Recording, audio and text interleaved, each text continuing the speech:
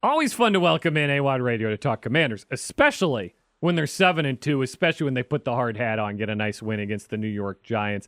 For me, this is an offensive line game. They were so good against that Giants pass rush. You hardly even noticed they were sending guys, freed up the receivers to make plays. Who do you want to give a game ball to from this one? I will go to the defensive side of the ball. Jeremy Chin. He flashed, man. He was all over the field, especially the tackle for loss against Malik Neighbors there. I mean, going downhill, looking like Ed Reed or Troy Polamalu making that play there. That was spectacular. Maybe even looking like Sean Taylor, right, to give a shout-out to a Redskins great. And so I think that was a huge part of this game, especially when you think about how Daniel Jones couldn't even pass the ball the entire first half.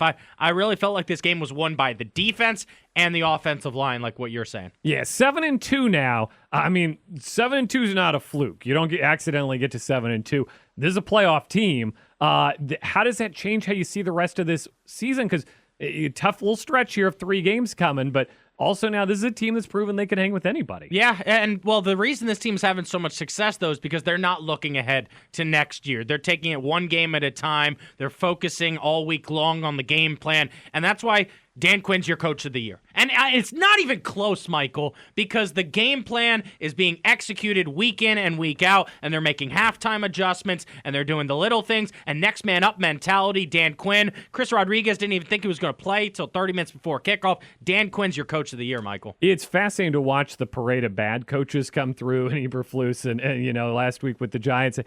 It's hard to find a good NFL coach. There aren't 32 of them. I know that much for sure. And it just feels like he's outcoached everybody in the games we've won. And in the losses, maybe Todd Bowles got him. I mean, the blitzes got to Jane Daniels week 1, and then, you'll give Harbaugh credit for the win, but that was the Derrick Henry win. But Dan Quinn, he is showing up every single week, and he's doing all the little things that Ron Rivera didn't do, and we're seeing the difference. Coaching matters. In everything Ron Rivera said he would do about changing the culture, Dan Quinn has done in this year. And a lot of that is the ownership change, right? If Dan Quinn's coaching under Dan Snyder, we're not saying any of this. And if Ron Rivera's coaching under Josh Harris, maybe we're saying some of this. He's still bad at picking players, though. So I think ultimately that would doom him. But the ownership change is such an important part of this whole thing. And everybody just feels the fresh air. Yeah, I mean, there's so much excitement in that locker room right now. Everything's new, everything's brand new, and that's why they're having so much success here. They're all excited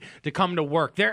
I know they're excited to watch film, and I think normally football players would say, "Oh, that part of the job sucks," and you got to sit in a room and talk about the mistakes you've made. But they're cleaning things up, especially on the defensive end. And Michael, I talked about this the first few weeks of the season with you. You were kind of worried that this defense was going to be kind of bad like it was last year, and they started off pretty bad, but they've slowly, steadily improved here. It feels like every single week guys are stepping up. I mean, how about Noah I, Mike Sainristil, still, Frankie Louvu, Bobby Wagner?